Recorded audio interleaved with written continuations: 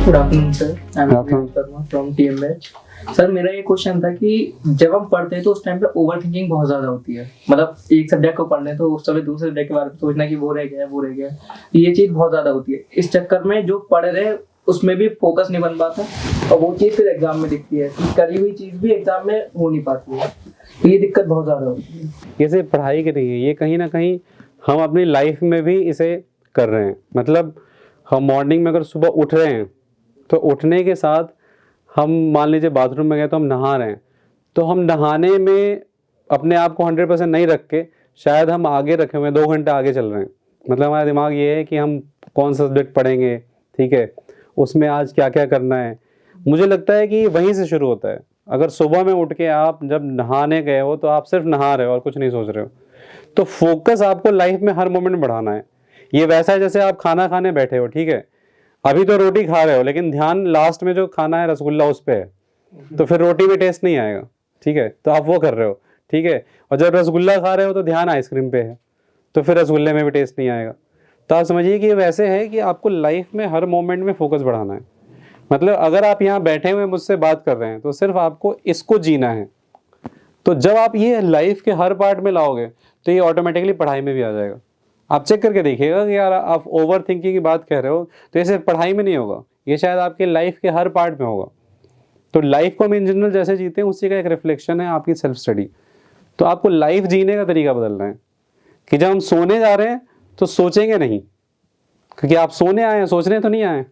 हम सोने और सोचने को मिक्स कर देते हैं, रात को नींद भी नहीं आती ढंग से। सोने गए तो मुझे सोना है भाई, इस समय मेरे को यही काम है, तो फोकस वहाँ भी रखना है। फिर सुबह जब उठे तो अभी 2 घंटे टाइम है तैयार होने का, तो हमको तैयार होना है, आगे जो होगा वो बाद में देखेंगे। तो हर पार्ट को अगर आप फोकस्ड होकर जिएंगे तो वो पढ़ाई में भी आ जाएगा कि जब आप पढ़ोगे ऑटोमेटिकली, जब पढ़ने बैठोगे आप तो फिर उसी पार्ट पे आप फोकस्ड रहोगे। तो this you have to live in every part of your life, every minute of your life. समझ रहे हैं हम? इसकी वजह हम क्या करते हैं, पूरे दिन 24 घंटे हम जब भी उठे हुए हैं, जगे हुए हैं, हम सोचते रहते हैं, ठीक है, सोचते रहते हैं। इसीलिए जब हम पढ़ाई कर रहे होते हैं तब भी हम सोच रहे होते हैं। समझ रहे हैं आप? तो focus has to be on every moment. मतलब जब आप खाना खा रहे हैं तो खाने का पूरा टेस्ट ले रहे हैं। कई बार ऐसा होता है, आपने फील किया होगा कि खाना रखा हुआ था, आपने खा लिया, आपसे आधे घंटे बाद कोई पूछ ले आज आपने क्या खाया, तो आपको पता ही नहीं है, आप रिकलेक्ट नहीं कर रहे हो। क्यों? क्योंकि खाना आपने सोचते सोचते खा लिया, ठीक है। Are you getting this? जब हम ब्रश कर रहे हैं, किसी ने पूछा, कई बार खुद ही लग रहा हो कि यार शायद ब्रश नहीं किया है, जबकि ब्रश करके आ गए हो, ठीक है, जबकि ब्रश किया है तुम नहीं, और तुम्हें लग रहा है शायद ब्रश नहीं किया, क्योंकि आप ब्रश करते वक्त भी सोच रहे थे, ठीक है। आप ध्यान से देखिए तो ब्रश करना भी आपके लिए मेडिटेशन हो सकता है। क्यों? आप उस हर मोमेंट को देख रहे हो, आप अपने दांत को ठीक से देख रहे हो, मेरे दांत है कि नहीं है, क्योंकि गॉड ने आपको बहुत बड़ा गिफ्ट दिया हुआ है ना।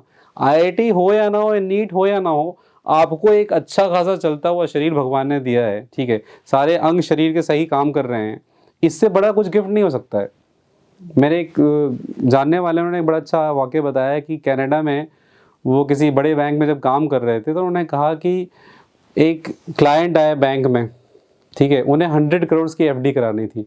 तो जितने भी छोटे मोटे स्टाफ थे दौड़ के उनके पास आए, मैनेजर वही थे कि सर बहुत बड़े क्लाइंट आए हैं, चलिए चलिए। वो भी सुन के आए तो पड़ गए 100 करोड़, इतना बड़ा क्लाइंट तो आज तक कभी नहीं आया, ठीक है।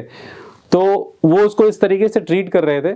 तो उस बुजुर्ग आदमी ने, जिसकी एज 75-80 के आसपास थी, उन्होंने कहा कि मुझे पता है कि आप लोग इतनी रिस्पेक्ट मुझे क्यों दे रहे हैं, क्योंकि आपको लग रहा है कि ये बहुत बड़ी अमाउंट है, लेकिन मैं आपको बताऊं, मैं सारा अमाउंट आपको देने के लिए तैयार हूं अगर आपकी जो भी शरीर की हालत है वो मुझे मिल जाए।